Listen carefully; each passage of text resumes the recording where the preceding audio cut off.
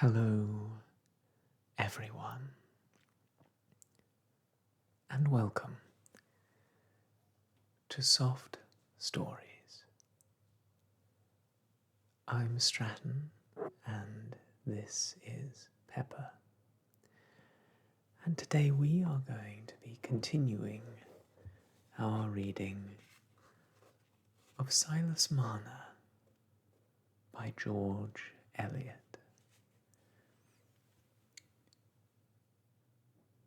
When last we left off, it was Christmas, and Silas had received some visitors, hoping to bring him a modicum of comfort in his misfortune, while Godfrey Cass was having a conversation with his own anxiety in advance of the family Christmas party. It seemed that his anxiety over his situation might win out, save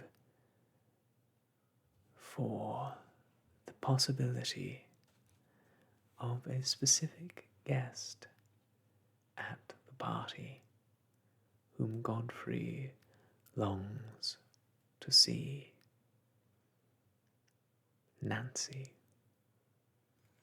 And it is there that we pick up the story with chapter 11, which begins. Some women, I grant, would not appear to advantage, seated on a pillion, and attired in a drab Joseph and a drab beaver bonnet, with a crown resembling a small stewpan. For a garment suggesting a coachman's greatcoat, cut out under an exiguity of cloth that would only allow of miniature capes, is not well adapted to conceal deficiencies of contour, nor is drab a colour that will throw sallow cheeks into lively contrast. It was all the great triumph to Miss Nancy Lammeter's beauty that she looked thoroughly bewitching in that costume, as seated on the pillion behind her tall, erect father, she held one arm round him and looked down with open-eyed anxiety at the treacherous snow-covered pools and puddles, which sent up formidable splashings of mud under the stamp of Dobbin's foot. A painter would, perhaps, have preferred her in those moments when she was free from self-consciousness, but certainly the bloom on her cheeks was at its highest point of contrast with the surrounding drab when she arrived at the door of the Red House and saw Mr. Godfrey Cass ready to lift her from the pillion. She wished her sister, Priscilla, had come up at the same time with the servant, for then she would have contrived that Mr. Godfrey should have lifted off Priscilla first, and in the meantime she would have persuaded her father to go round to the horse-block instead of alighting at the doorsteps.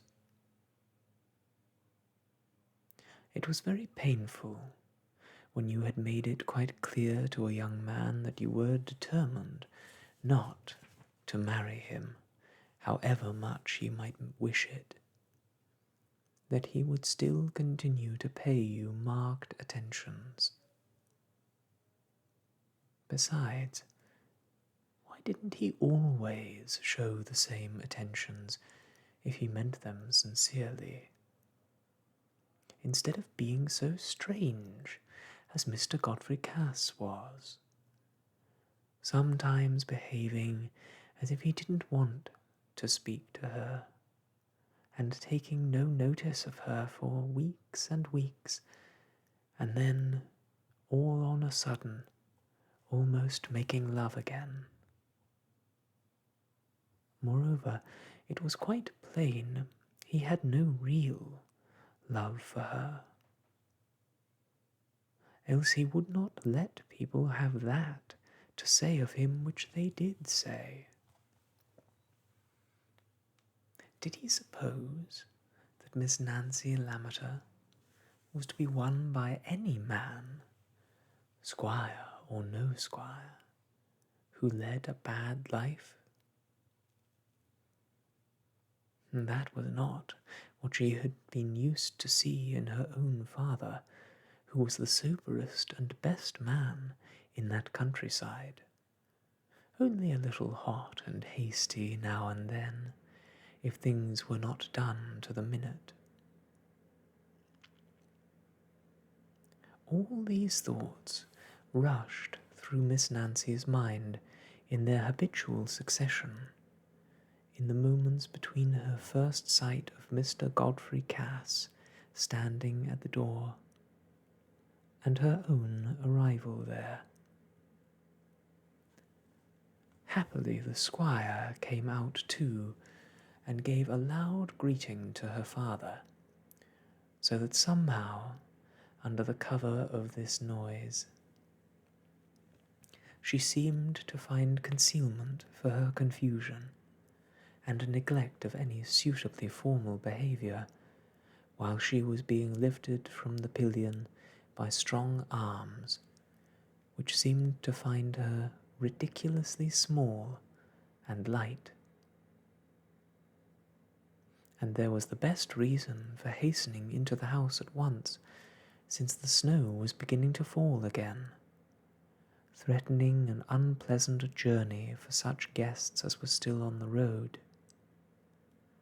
These were a small minority, for already the afternoon was beginning to decline, and there would not be too much time for the ladies who came from a distance to attire themselves in readiness for the early tea which was to inspirit them for the dance.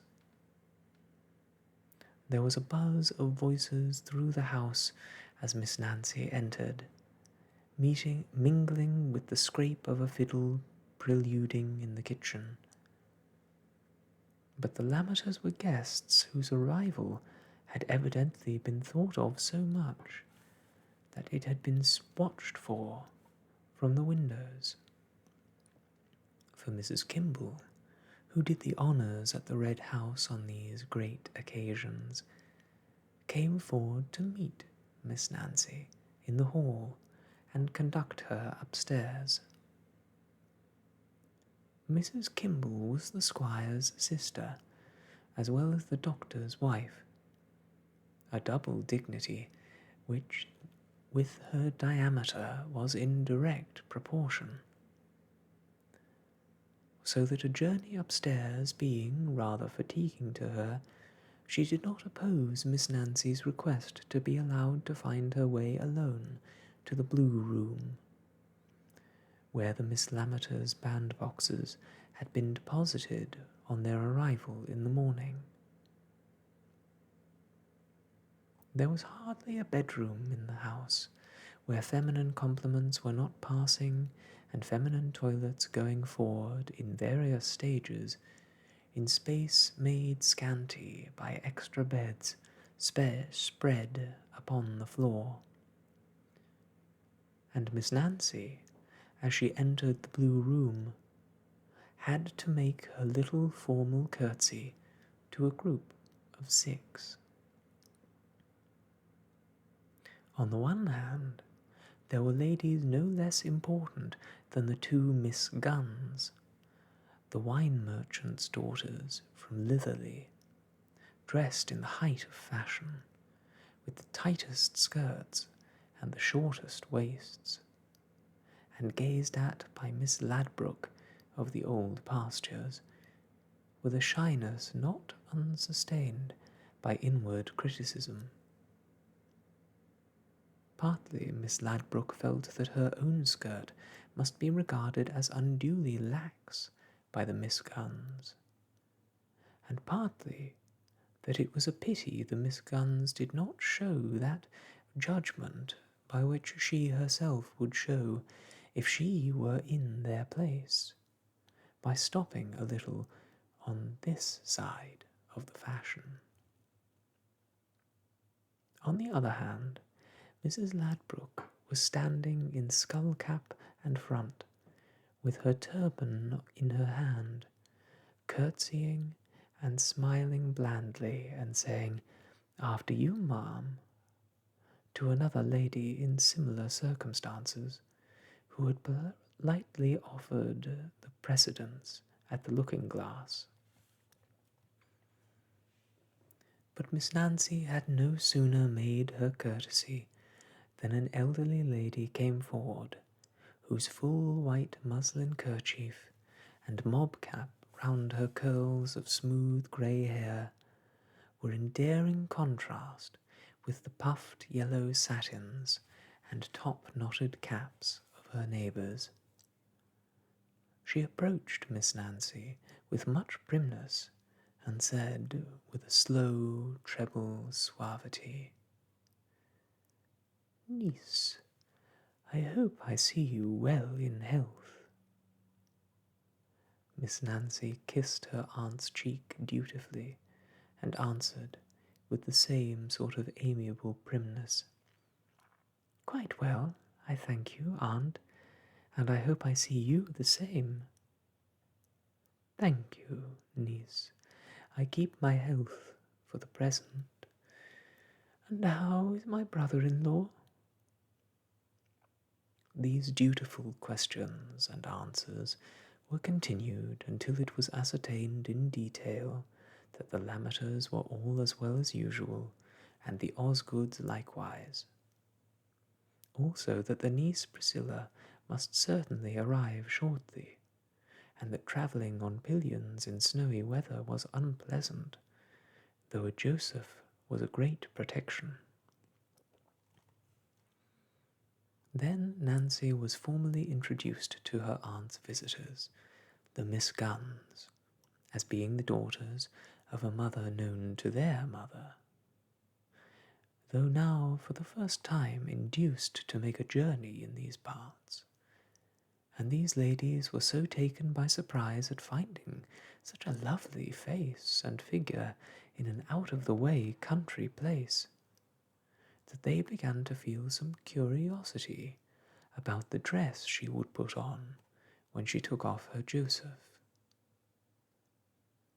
Miss Nancy, whose thoughts were always conducted with the propriety and moderation conspicuous in her manners, remarked to herself that the Miss Guns were rather hard-featured than otherwise, and that such very low dresses as they wore might have been attributed to vanity if their shoulders had been pretty, but that, being as they were, it was not reasonable to suppose that they showed their necks from a love of display, but rather from some obligation not inconsistent with sense and modesty.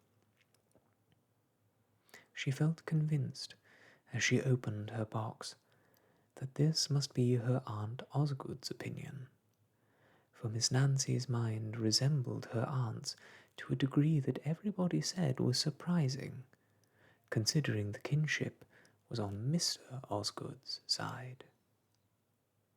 And though you might not have supposed it from the formality of their greeting, there was a devoted attachment and mutual admiration between aunt and niece. Even Miss Nancy's refusal of her cousin Gilbert Osgood, on the ground solely that he was her cousin, though it had grieved her aunt greatly, had not in the least cooled the preference which had determined her to leave Nancy several of her hereditary ornaments, let Gilbert's future wife be whom she might. 3 of the ladies quickly retired, but the Miss Guns were quite content that Mrs. Osgood's inclination to remain with her niece gave them also a reason for staying to see the rustic beauty's toilet. And it was really a pleasure, from the first opening of the bandbox, where everything smelt of lavender and rose leaves, to the clasping of the small coral necklace that fitted closely round her little white neck. Everything belonging to Miss Nancy was of a delicate purity and nattiness. Not a crease was where it had no business to be. Not a bit of her linen professed whiteness without fulfilling its profession.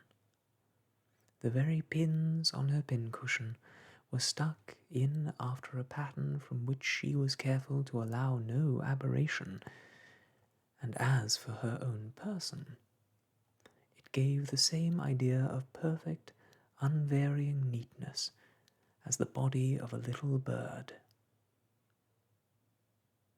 It is true that her light brown hair was cropped behind like a boy's, and was dressed in front in a number of flat rings that lay quite away from her face. But there was no sort of coiffure that could make Miss Nancy's cheek and neck look otherwise than pretty, and when at last she stood complete in her silvery twilled silk, her lace tucker, her coral necklace and coral eardrops, the Miss Guns could see nothing to criticize except her hands, which bore the traces of butter-making, cheese-crushing, and even still coarser work. But Miss Nancy was not ashamed of that, for while she was dressing she narrated to her aunt how she and Priscilla had packed their boxes yesterday, because this morning was baking morning, and since they were leaving home it was desirable to make a good supply of meat pies for the kitchen. And as she concluded this judicious remark, she turned to the Miss Guns, that she might not commit the rudeness of not including them in the conversation. The Miss Guns smiled stiffly, and thought what a pity it was that these rich country people, who could afford to buy such good clothes — really, Miss Nancy's lace and silk were very costly — should be brought up in utter ignorance and vulgarity. She actually said mate for meat, appen for perhaps, and os for horse, which to young ladies living in good litherly society, who habitually said horse, even in domestic privacy, and only said appen on the right occasions, was necessarily shocking. Miss Nancy, indeed, had never been to any school higher than Dame Tedman's. Her acquaintance with profane literature hardly went beyond the rhymes she had worked in her large sampler under the Lamb and the Shepherdess, and in order to balance an account she was obliged to effect her subtraction by removing visible metallic shillings and sixpences from a visible metallic total. There is hardly a servant maid in these days who is not better informed than Miss Nancy. Yet she had the essential attributes of a lady: high veracity, delicate honour in her dealings, deference to others, and refined personal habits. And lest these should not suffice to convince grammatical fair ones that her feelings can at all resemble theirs, I will add that she was slightly proud and exacting, and as constant in her affection towards a baseless opinion as towards an erring lover. The anxiety about Sister Priscilla, which had grown rather active by the time the coral necklace was clasped, was happily ended by the entrance of that cheerful-looking lady herself, with a face made blowsy by cold and damp. After the first questions and greetings, she turned to Nancy, and surveying her from head to foot, then wheeled her round to ascertain that the back view was equally faultless. "What do you think of these gowns, Aunt Osgood?" said Priscilla, while Nancy helped her to unrobe. "Very handsome indeed, niece," said Mrs. Osgood, with a slight increase of formality. She always thought the niece Priscilla too rough. "I'm obliged to have the same as Nancy, you know, for all I'm 5 years older, and it makes me look yellow, for she never will have anything without I have mine just like it, 'cause she wants us to look like sisters, and I tell her, folks'll think it's my weakness makes me fancy as I shall look pretty in what she looks pretty in, for I am ugly, there's no denying that. I feature my father's family, but, law, I don't mind. Do you?" Priscilla here turned to the Miss Guns, rattling on in too much preoccupation with the delight of talking to notice that her candour was not appreciated. "The pretty uns do for fly-catchers. They keep the men off us. I've no opinion of the men, Miss Gunn. I don't know what you have. And as for fretting and stewing about what they'll think of you till morning till night, and making your life uneasy about what they're doing when they're out of your sight, as I tell Nancy, it's a folly no woman need be guilty of. If she's got a good father and a good home, let her leave it to them as have got no fortin, and can't help themselves.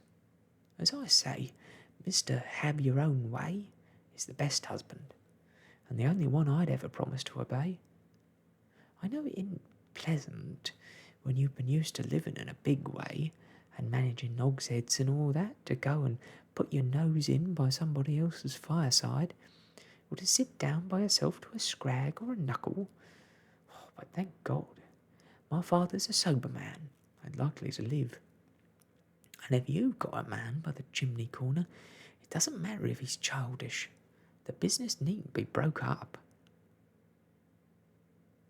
The delicate process of getting her narrow gown over her head without injury to her smooth curls obliged Miss Priscilla to pause in this rapid survey of life, and Mrs. Osgood seized on the opportunity of rising and saying, "Well, niece, if you'll follow us, the Miss Guns would like to go down."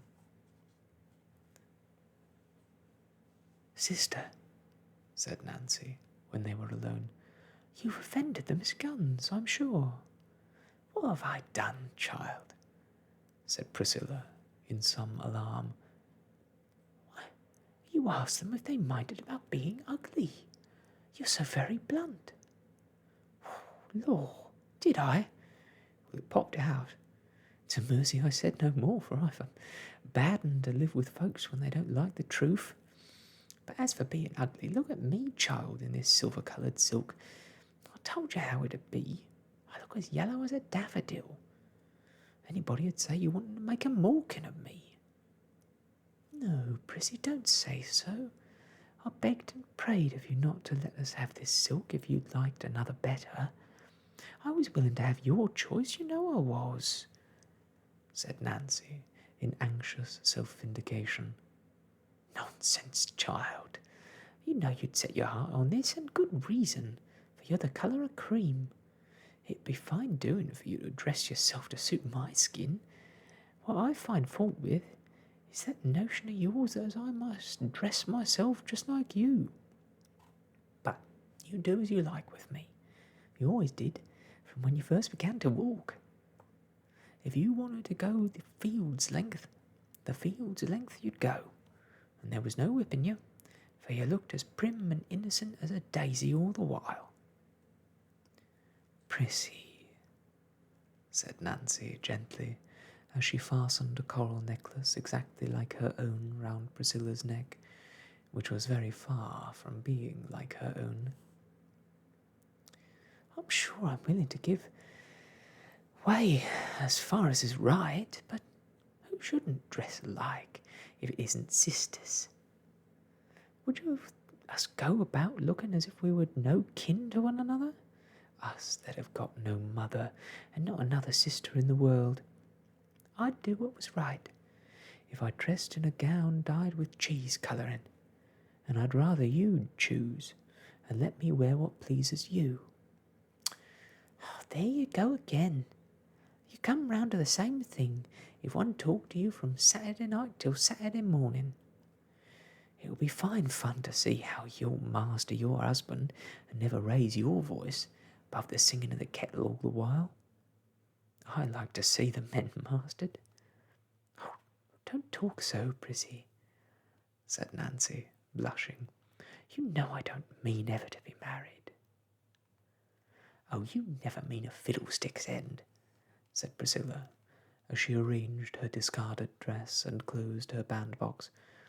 "Who shall I have to work for when father's gone, if you are to go and take notions into your head and be an old maid because some folks is no better than they should be? I haven't a bit of patience with you, sitting on like an addled egg forever, as if there was never a freshen in the world. One old maid's good enough out of two sisters, and I shall do credit to a single life, for God Almighty meant it for me. Come, we can go down now. I'm as ready as a Morcan can be. There's nothing to wanting to frighten the crows, now I've got my ear-droppers in." As the two Miss Lammeters walked into the large parlour together, anyone who did not know the character of both might certainly have supposed that the reason why the square-shouldered, clumsy, high-featured Priscilla wore a dress the facsimile of her pretty sister's was either the mistaken vanity of the one or the malicious contrivance of the other in order to set off her own rare beauty. But the good-natured, self-forgetful cheeriness and common sense of Priscilla would soon have dissipated the one suspicion, and the modest calm of Nancy's speech and manners told clearly of a mind free from all disavowed devices. Places of honour had been kept for the Miss Lammeters near the head of the principal tea-table in the wainscoted parlour, now looking fresh and pleasant, with handsome branches of holly, yew, and laurel from the abundant growths of the old garden, and Nancy felt an inward flutter that no firmness of purpose could prevent when she saw Mr. Godfrey Cass advancing to lead her to a seat between himself and Mr. Crackenthorpe, while Priscilla was called to the opposite side between her father and the squire. It certainly did make some difference to Nancy that the lover she had given up was the young man of quite the highest consequence in the parish, at home in a venerable and unique parlour, which was the extremity of grandeur in her experience, a parlour where she might one day have been mistress, with the consciousness that she was spoken of as Madam Cass, the squire's wife.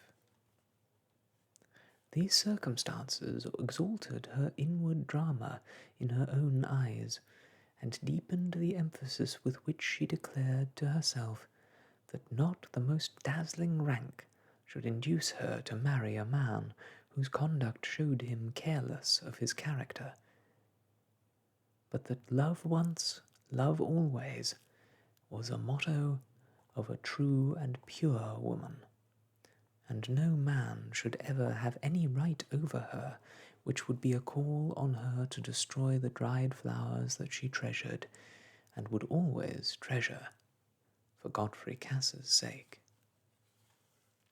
And Nancy was capable of keeping her word to herself under very trying conditions. Nothing but a becoming blush betrayed the moving thoughts that urged themselves upon her as she accepted the seat next to Mr. Crackenthorpe. For she was so instinctively neat and adroit in all her actions, and her pretty lips met each other with such a quiet firmness that it would have been difficult for her to appear agitated. It was not the rector's practice to let a charming blush pass without an appropriate compliment. He was not in the least lofty or aristocratic, but simply a merry-eyed, small-featured, grey-haired man, with his chin propped up by an ample, many-creased white neckcloth, which seemed to predominate over every other point on his person, and somehow to impress its peculiar character on his remarks, so that to have considered his amenities apart from his cravat would have been a severe, and perhaps a dangerous, effort of abstraction. "Ah, Miss Nancy," he said, turning his head within his cravat and smiling down pleasantly upon her. "When anybody pretends this has been a severe winter, I shall tell them I saw the roses blooming on New Year's Eve. Godfrey, what do you say?" Godfrey made no reply, and avoided looking at Nancy very markedly, for though these complimentary personalities were held to be in excellent taste in an old-fashioned Raveloe society, reverent love has a politeness of its own, which teaches to men otherwise of small schooling. But the squire was rather impatient at Godfrey's showing himself a dull spark in this way. By this advanced hour of the day, the squire was always in higher spirits than we have seen him at the breakfast table, and felt it quite pleasant to fulfill the hereditary duty of being noisily jovial and patronizing. The large silver snuff-box was in active service, and was offered without fail to all neighbours from time to time, however often they might have declined the favour. At present the squire had only given an express welcome to the heads of families as they appeared, but always, as the evening deepened, his hospitality rayed out more widely, till he had tapped the youngest guests on the back and shown a peculiar fondness for their presence, in the full belief that they must feel their lives made happy by their belonging to a parish where there was such a hearty man as Squire Cass, to invite them and wish them well. Even in this early stage of the jovial mood, it was natural that he should wish to supply his son's deficiencies by looking and speaking for him. "Aye, aye," he began, offering his snuff-box to Mr. Lammeter, who for the second time bowed his head and waved his hand in stiff rejection of the offer. "Us old fellows may wish ourselves young tonight, when we see the mistletoe bough in the white parlour. It's true, most things are gone backward in these last 30 years. The country's going down since the old king fell ill, but when I look at Miss Nancy here, I begin to think the lasses keep up their quality. Ding me if I remember a sample to match her, not when I was a fine young fellow, and thought a deal about my pigtail. No offence to you, madam," he added, bending to Mrs. Crackenthorpe, who sat by him. "I didn't know you when you were as young as Miss Nancy here." Mrs. Crackenthorpe, a small, blinking woman, who fidgeted incessantly with her lace, ribbons, and gold chain, turning her head about and making subdued noises, very much like a guinea pig, that twitches its nose and soliloquizes in all company indiscriminately, now blinked and fidgeted towards the squire, and said, "Oh no, no offence." This emphatic compliment of the squire's to Nancy was felt by others besides Godfrey to have a diplomatic significance, and her father gave a slight additional erectness to his back as he looked across the table at her with complacent gravity. That grave and orderly senior was not going to bate a jot of his dignity by seeming elated at the notion of a match between his family and the squire's. But he must see an alteration in several ways before his consent would be vouchsafed. His spare but healthy person and high-featured, firm face that looked as if it had never been flushed by excess was in strong contrast, not only with the squire's, but with the appearance of the Raveloe farmers generally, in accordance with a favourite saying of his own, that breed was stronger than pasture. Miss Nancy's wonderful, like that what her mother was, though, isn't she, Kimble?" said the stout lady of that name, looking round for her husband. But Dr. Kimble, country apothecaries in old days enjoyed the title without authority of diploma, being a thin and agile man, was flitting about the room with his hands in his pockets, making himself agreeable to his feminine patients, with a medical impartiality, and being welcomed everywhere as a doctor by hereditary right, not one of those miserable apothecaries who canvass for practice in strange neighbourhoods and spend all their income in starving their one horse, but a man of substance, able to keep an extravagant table like the best of his patients. Time out of mind, the Raveloe doctor had been a Kimble. Kimble was inherently a doctor's name, and it was difficult to contemplate firmly the melancholy fact that the actual Kimble had no son, so that his practice might one day be handed over to a successor with the incongruous name of Taylor or Johnson. But in that case, the wiser people in Raveloe would employ Dr. Blick of Flitton as less unnatural. "Did you speak to me, my dear?" said the authentic doctor, coming quickly to his wife's side, but as if foreseeing that she would be too much out of breath to repeat her remark, he went on immediately. "Ah, Miss Priscilla, the sight of you revives the taste of that super-excellent pork pie. I hope the batch isn't near an end." "Yes, indeed it is, doctor," said Priscilla, "but I'll answer for it the next shall be as good. My pork pies don't turn out well by chance." "Not as your doctoring does, eh, Kimble? Because folks forget to take your physic, eh?" said the squire, who regarded physic and doctors as many loyal churchmen regard the church and the clergy, tasting a joke against them when he was in health, but impatiently eager for their aid when anything was the matter with him. He tapped his box and looked round with a triumphant laugh. "Ah, but she has a quick wit, my friend Priscilla has," said the doctor, choosing to attribute the epigram to a lady rather than allow a brother-in-law to take advantage over him. "She saves a little pepper to sprinkle over her talk. That's the reason why she never puts too much in her pies. There's my wife now, she never has an answer at the tongue's end, but if I offend her, she's sure to scarify my throat with black pepper the next day, and else give me the colic with watery greens.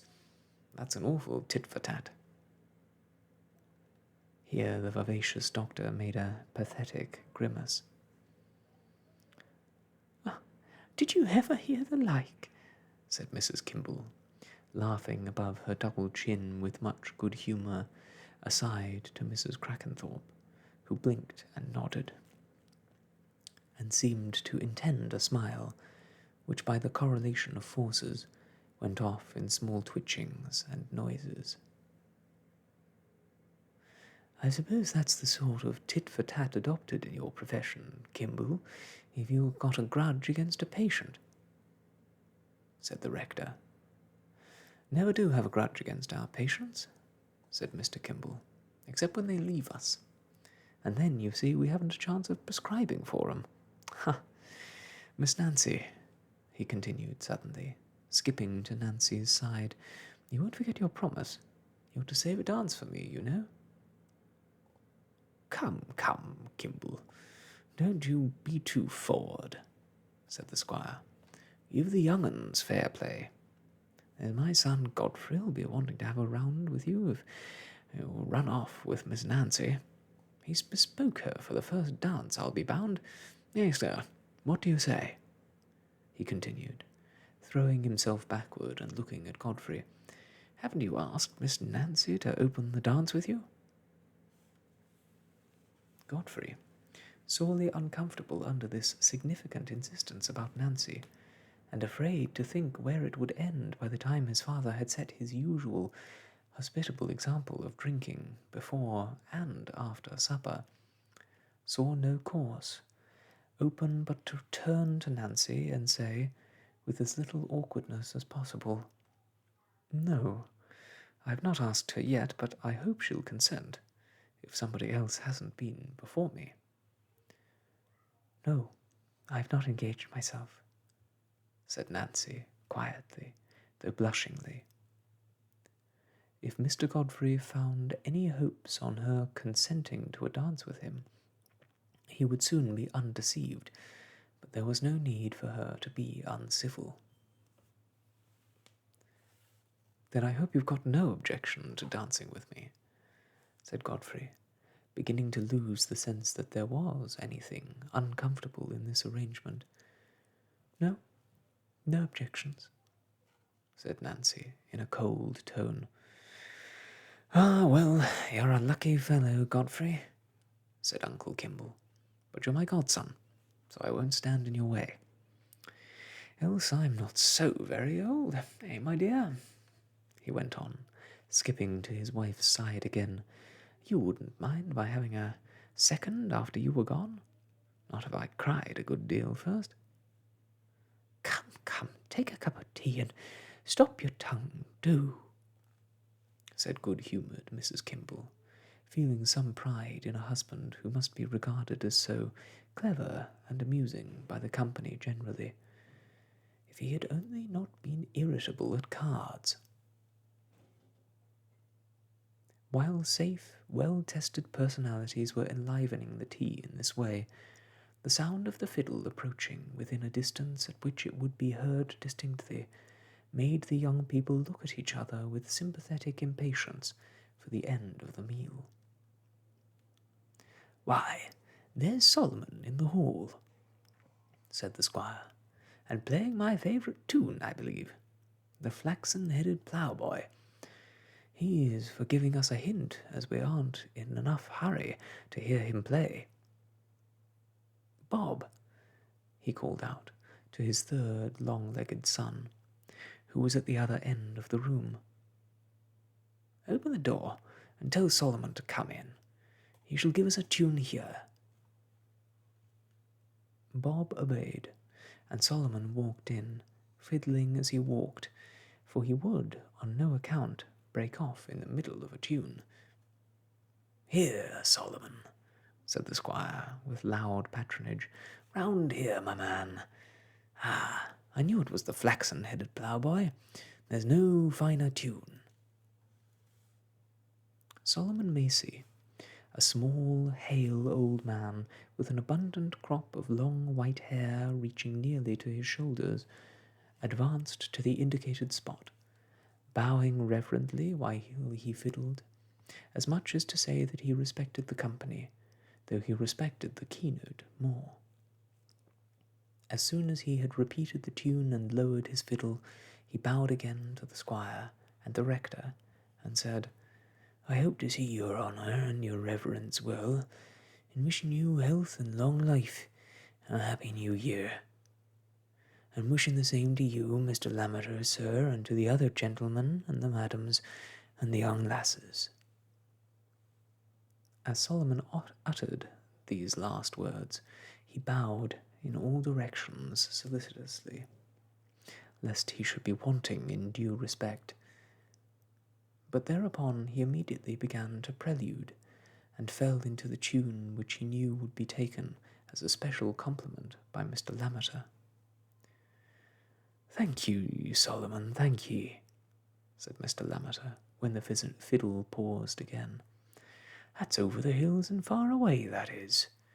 My father used to say to me whenever we heard that tune, 'Ah, lad, I come from over the hills and far away.' There's a many tunes I don't make a head or tail of, but that speaks to me like the blackbird's whistle. I suppose it's the name. There's a deal in the name of the tune." But Solomon was already impatient to prelude again, and presently broke with much spirit into Sir Roger de Coverley, at which there was a sound of chairs pushed back and laughing voices. "Aye, aye, Solomon, we know what that means," said the squire, rising. "It's time to begin the dance, eh? Lead the way, then, and we'll all follow you." So Solomon, holding his white head on one side and playing vigorously, marched forward at the head of the gay procession into the white parlour, where the mistletoe bough was hung, and multitudinous tallow candles made rather a brilliant effect, gleaming from among the buried holly boughs, and reflected in the old-fashioned oval mirrors fastened in the panels of the white wainscot. A quaint procession. Old Solomon, in his seedy clothes and long white socks, seemed to be luring that decent company by the magic scream of his fiddle, luring discreet matrons in turban-shaped caps, nay, Mrs. Crackenthorpe herself, the summit of whose perpendicular feather was on a level with the squire's shoulder, luring fair lasses complacently conscious of very short waists and skirts, blameless of front folds, luring burly fathers in large variegated waistcoats, and ruddy sons, for the most part shy and sheepish, in short nether garments and very long coat-tails. Already Mr. Macy and a few other privileged villagers, who were allowed to be spectators on these great occasions, were seated on benches placed for them near the door, and great was the admiration and satisfaction in that quarter when the couples had formed themselves for the dance, and the squire led off with Mrs. Crackenthorpe, joining hands with the rector and Mrs. Osgood. That was as it should be. That was what everybody had been used to, and the charter of Raveloe seemed to be renewed by the ceremony. It was not thought of as unbecoming levity for the old and middle-aged people to dance a little before sitting down to cards, but rather as part of their social duties. For what were these if not to be merry at appropriate times, interchanging visits and poultry with due frequency, paying each other old-established compliments in sound traditional phrases, passing well-tried personal jokes, urging your guests to eat and drink too much out of hospitality, and eating and drinking too much in your neighbour's house to show that you liked your cheer. And the parson naturally set an example in these social duties, for it would not have been possible for the Raveloe mind, without a peculiar revelation, to know that a clergyman should be pale-faced memento of solemnities, instead of a reasonably faulty man, whose exclusive authority to read prayers and preach, to christen, marry, and bury you, necessarily coexisted with the right to sell you the ground to be buried in, and to take tithe in kind, on which last point, of course, there was a little grumbling. But not to the extent of irreligion, not of deeper significance than the grumbling at the rain, which was by no means accompanied with the spirit of impious defiance, but with a desire that the prayer for fine weather might be read forthwith. There was no reason, then, why the rector's dancing should not be received as part of the fitness of things quite as much as the squire's, or why, on the other hand, Mr. Macy's official respect should restrain him from subjecting the parson's performance to that criticism with which minds of extraordinary acuteness must necessarily contemplate the doings of their fallible fellow men. "The squire's pretty springy, considering his weight," said Mr. Macy, "and he stamps uncommon well, but Mr. Lammeter beats 'em all for shapes. You see, he holds his head like a sodger, and he isn't so cushiony as most of the oldest gentlefolks. They run fat in general, and he's got a fine leg. The parson's nimble enough, but he hasn't got much of a leg. It's a bit too thick down'ard, and his knees might be a bit nearer without damage. But he might do worse, though he hasn't had that grand way of waving his hand as the squire has." "Talk of nimbleness, look at Mrs. Osgood," said Ben Winthrop, who was holding his son Aaron between his knees. "She trips along with her little steps, so as nobody can see how she goes. It's like as if she had little wheels to her feet. She doesn't look a day older nor last year. She's the finest made woman as is, let the next be where she will." "I don't know how the women are made," said Mr. Macy, with some contempt. "They wear neither coat nor breeches, and you can't make out much of their shapes."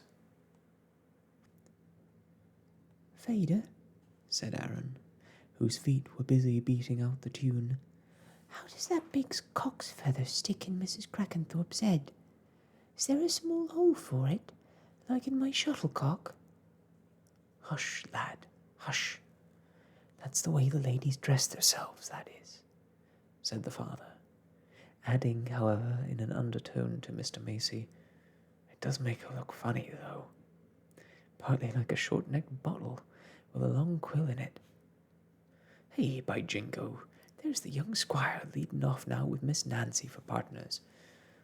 There's a lass for you, like a pink and white posy. As nobody'd think as anybody could be so pretty. I shouldn't wonder if she's Madam Cass some day after all, and nobody more rightfuller, for they'd make a fine match. You can find nothing against Master Godfrey's shapes, Macy, I'll bet a penny." Mr. Macy screwed up his mouth, leaned his head farther on one side, and twirled his thumbs with a presto movement as his eyes followed Godfrey up the dance. At last he summed up his opinion. "Pretty well down'ard, but a bit too round in the shoulder blades. And as for them coats as he gets from the Flitton tailor, they're a poor cut to pay double money for.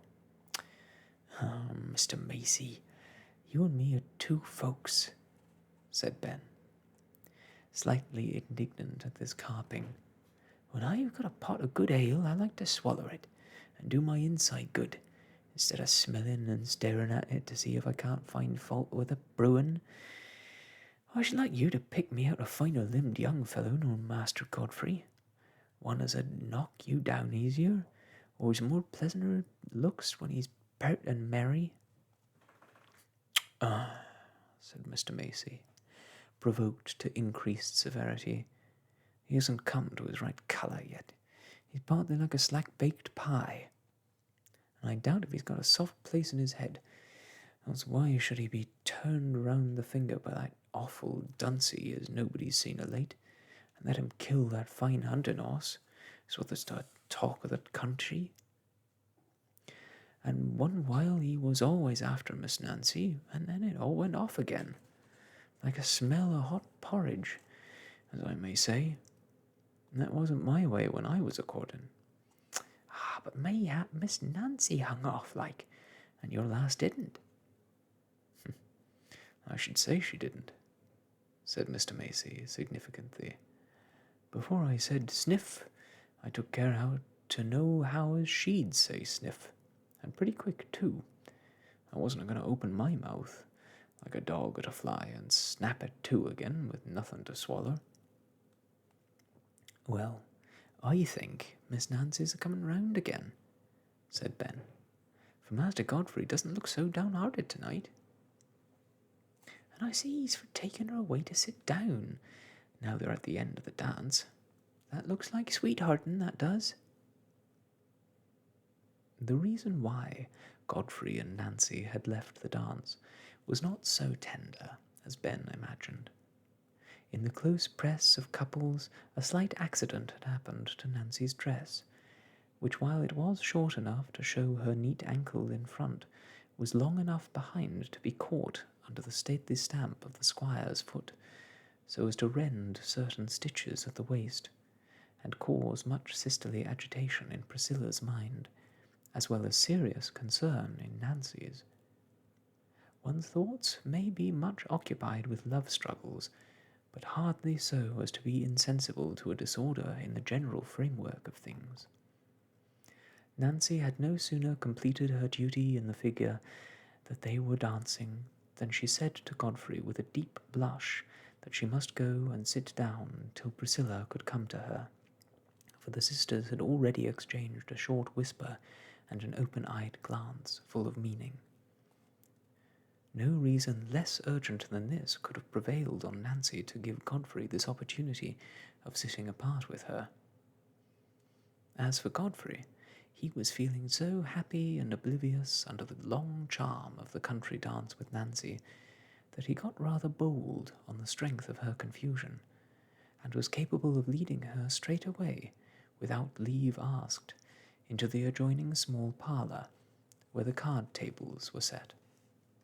Oh, no, thank you, said Nancy, coldly, as soon as she perceived where he was going. Not in there. I'll wait here till Priscilla's ready to come to me. I'm sorry to bring you out of the dance and make myself troublesome. Why, you'll be more comfortable here by yourself, said the artful Godfrey. I'll leave you here till your sister can come.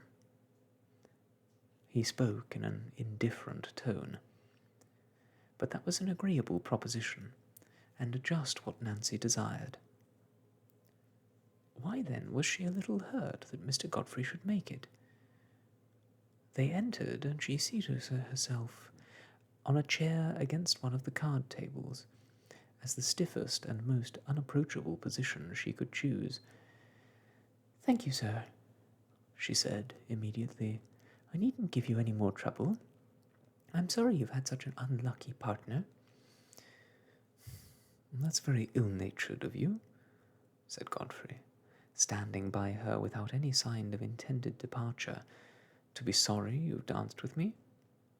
Oh, no, sir, I don't mean to say that's what's ill-natured at all, said Nancy, looking distractingly prim and pretty. When gentlemen have so many pleasures, one dance can matter but very little. You know that isn't true. You know one dance with you matters more to me than all the other pleasures in the world. It was a long, long while since Godfrey had said anything so direct as that, and Nancy was startled. But her instinctive dignity and repugnance to show any of emotion made her sit perfectly still, and only throw a little more decision into her voice as she said, No, indeed, Mr. Godfrey, that's not known to me, and I have very good reasons for thinking different. But if it's true, I don't wish to hear it.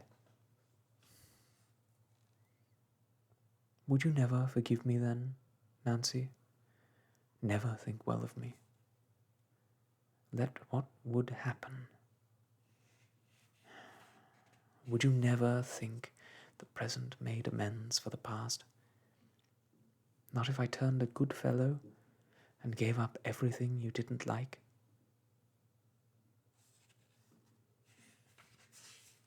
Godfrey was half conscious that this sudden opportunity of speaking to Nancy alone had driven him beside himself. But blind feeling had got the mastery of his tongue. Nancy really felt much agitated by the possibility Godfrey's words suggested, but this very pressure of emotion, that she was in danger of finding too strong for her, roused all her power of self-command.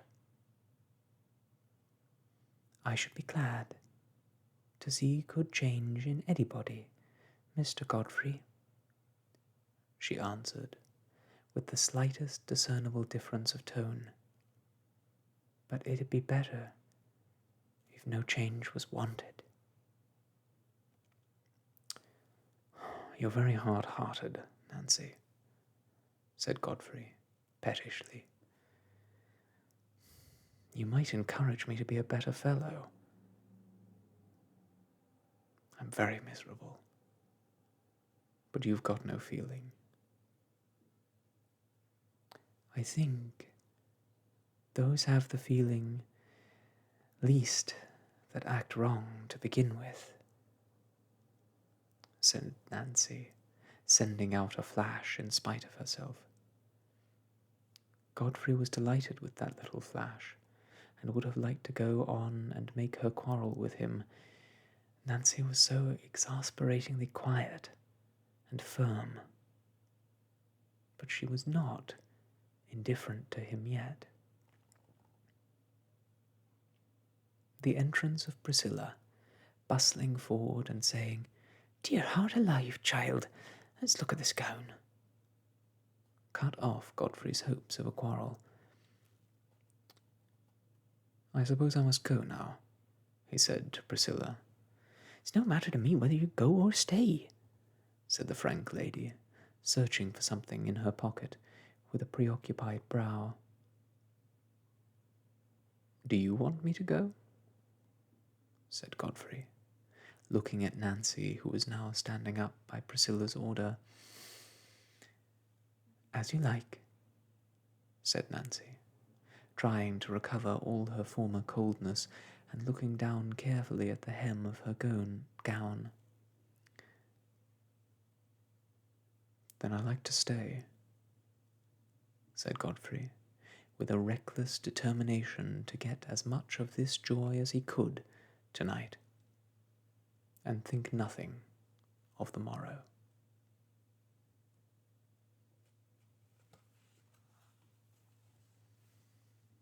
All right, everyone. I think that's where we'll leave it for today. In the middle of a party, and it seems in the middle of the story of Nancy and Godfrey. It seems there is